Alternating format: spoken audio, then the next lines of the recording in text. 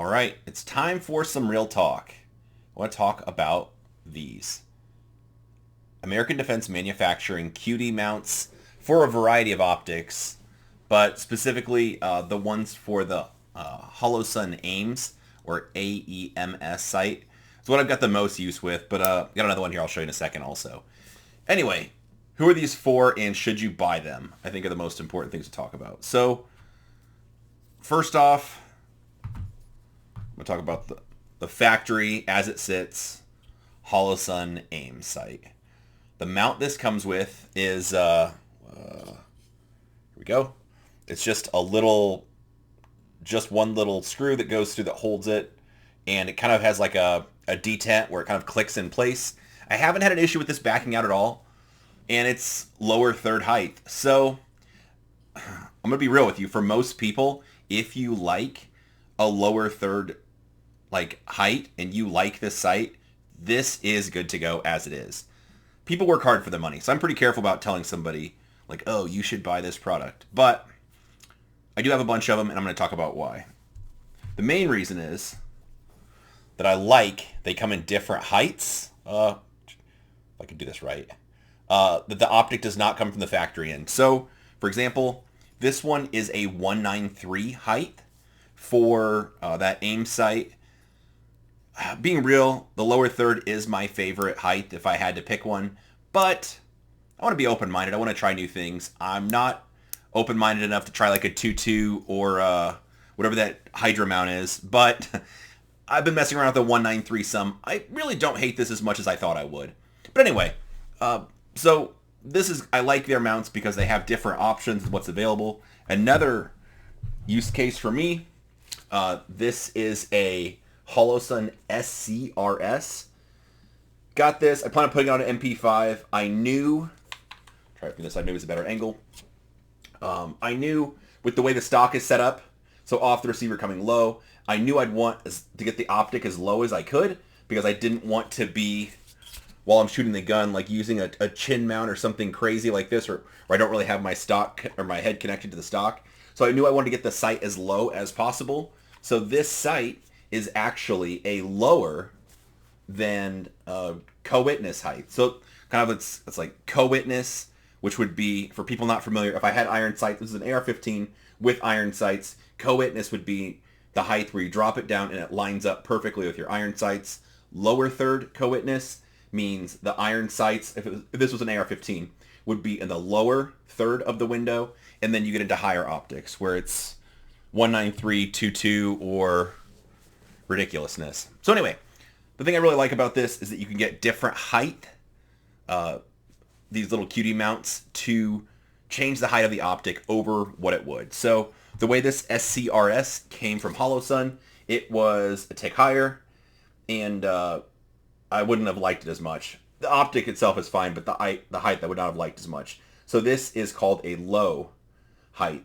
I think this is a 509T pattern, but this is lower than even co-witness is. So by changing that out, I got the mount lower than it would have been out of the box. I do have some lower third mounts for this also. So here's an AIMS side by side. Here's the same height optic just with a different mount. And I don't know. I hate to overuse it, but the Ferris Bueller line, it is so choice, and if you have the means, I highly recommend it.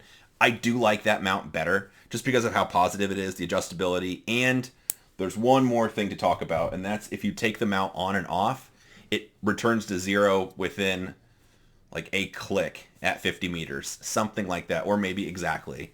So, for example, I pulled this off one of my rifles to make the video, and all I'm going to do is go back to my basement, put it back in the exact same spot it was, tighten the QD mount again, just the little wing, and it'll be zero. I'll shoot it the next time I go to the range this week, but it will be zeroed. It will be fine. I've done this enough.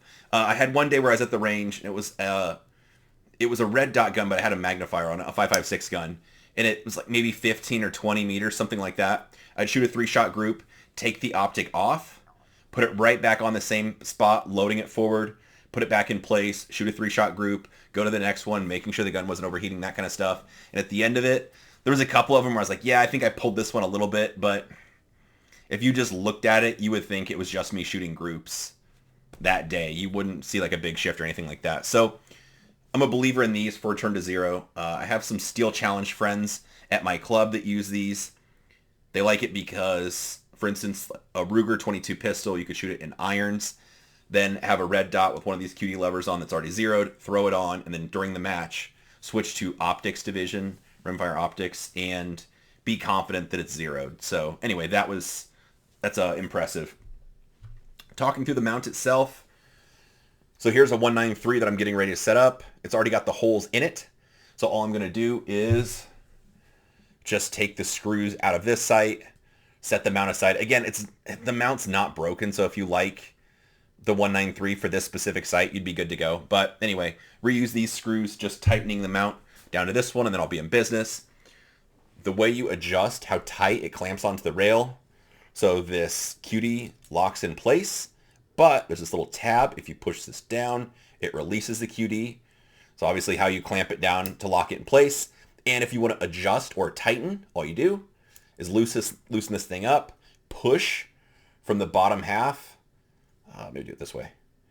Push this thing through, and then just turn that nut on the top, either if you want it tighter or looser, and then just by turning this dude, that's going to adjust how much tension you have when you lock that down. So it's super easy.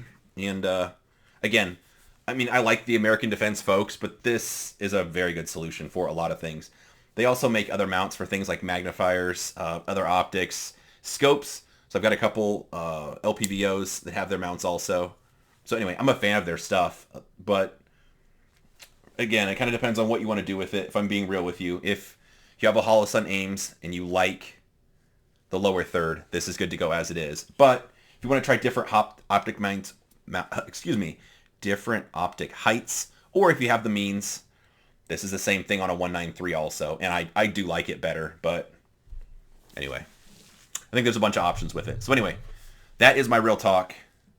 People work hard for their money, so I'm careful about telling people they need to buy it. But if you're looking for a good mounting solution, these are $120. They're not cheap, but it's also not crazy, because some of the stuff gets to be in the like multiple $100 range pretty quickly. So anyway, these are a good option. But anyway, if you have any questions, hopefully I can answer them. Drop them below.